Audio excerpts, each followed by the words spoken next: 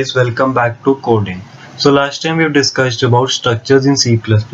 Now today we are going to learn how do we define class in C++ and how do we implement classes. So guys, if you like my video, do like, share and subscribe to my channel. This is a class. When we define about a class is combining up of a data to describe an entity and associated functions with it.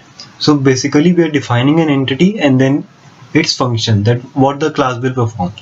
In class, the data type that is used to create objects of the type. For example, if we are defining a class, it will be considered as a data type. Accordingly, the objects will be created. For example, suppose we take a class account. In an account class, we are defining the account functions. That what are the functions that are provided by account with its main data members.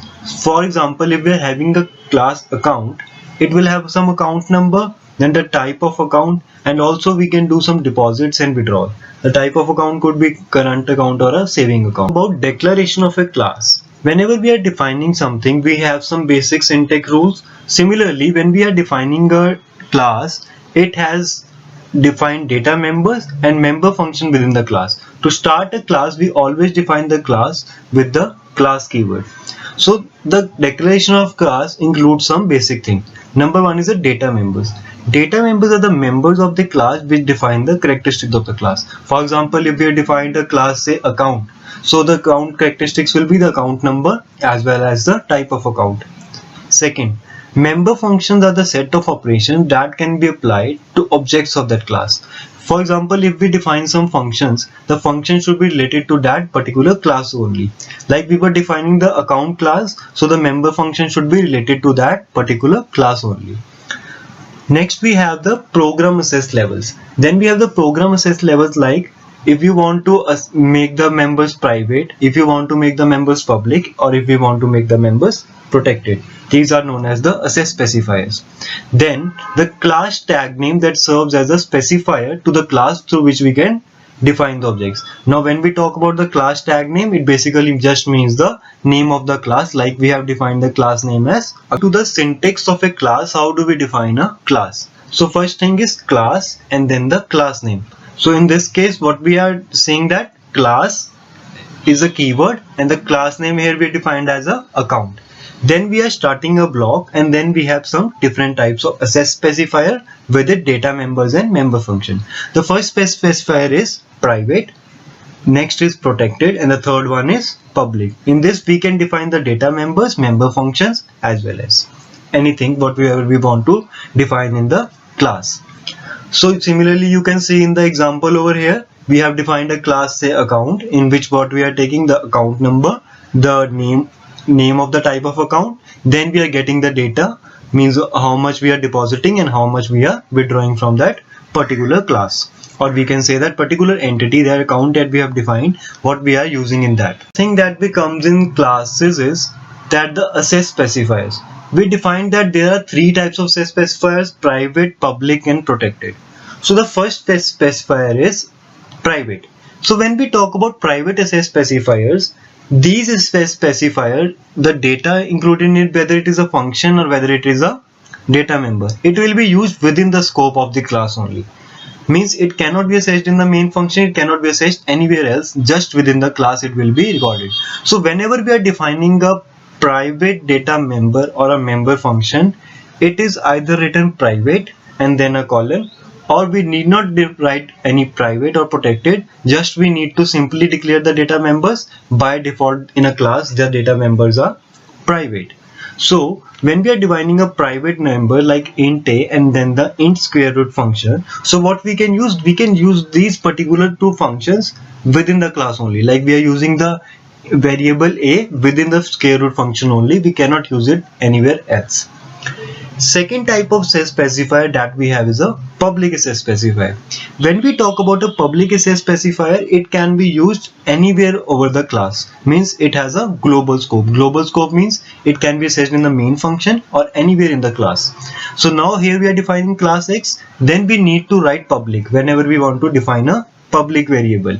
Then we have a public, then write down the two columns, then we have defined int a, then int square root. So what we can do, we can assign the value of int a as well as use the function in the main we have defined an object, say x ob1.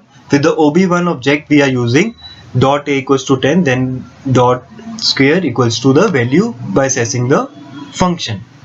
When we are talking about a protected SS specifier, it is basically used when we are defining more about classes. Like if we are implementing inheritance, we are using function overloading, we can use the protected members with a friend function or any other thing whenever we are implementing inheritance on any other part of a classes. Now next also important thing that we need to know whenever we are defining classes is referencing of class member. Whenever we are defining a class, means a class specification does not define any objects of the class, but it just defines the properties of the class. Like we have defined count class, it is not defining what is the specification of that class. It is just telling the property that it has a account number, it has a type of account, then we have to deposit or withdraw. So to assess that members, we need to define some objects. Now what do we talk about when we talk about objects? How will be objects be used? So whenever we want to define an object, we will use the class name, then the object list. Now object list can be like, here we are using account, so count we can write a1, then we can write a2. As many number of times that you want to assess that data repeatedly, you can use that number of objects to call them. When we are clear about how do we reference the data, how we are using the objects, we can also get it clear by how we can assess different types of data with just defining different objects. So like here I am giving you a class abstract in which we have declared a class item and the members are public, in which we have defined two data like get data and put data. In get data we are getting the item, and in the put data we are getting the price also. Price and items are displayed. So after that we have defined what? We have defined item two objects s1 and s2, and then in the main function what we are using?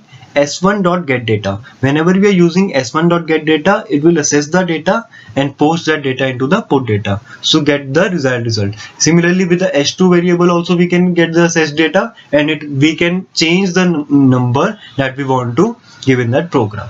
Object gives the object of the data. So now we are just clearing it with a simple class program. How do we define a abstract of a class and how do we implement in a program? So here I have given you some of the data members as well as the member function, and also specified that what type of SS specifier it, whether it is private or whether it is public. So we need to create this class resort. So in this class resort we are having some private members like room number for our number, name for the customer name, and the days, number of days the customer has stayed. In the public members what we have get info, and then we have display info to display the result of the user.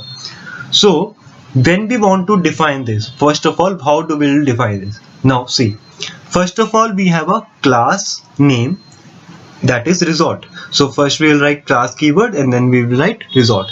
Then in the private members we need not write the specifier. So what we have written? Int roll r number, character name, and then the int days, number of days the person has stayed.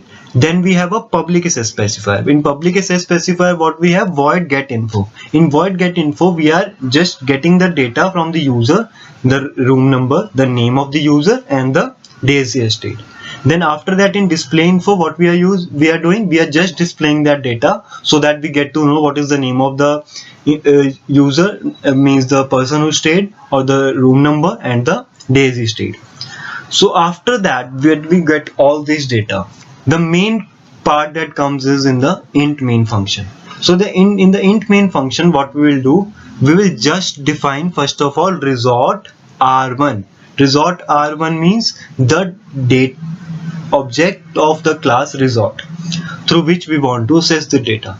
When we define the resort r1, now what we can do? r1.getInfo and get the result, then r1.displayInfo to get the result, and then we can see that we have assessed the getInfo and displayInfo in the program in the int main function. Now whenever we get this, as soon as the program will execute, it will check the members from the class and move to the object to get us the result.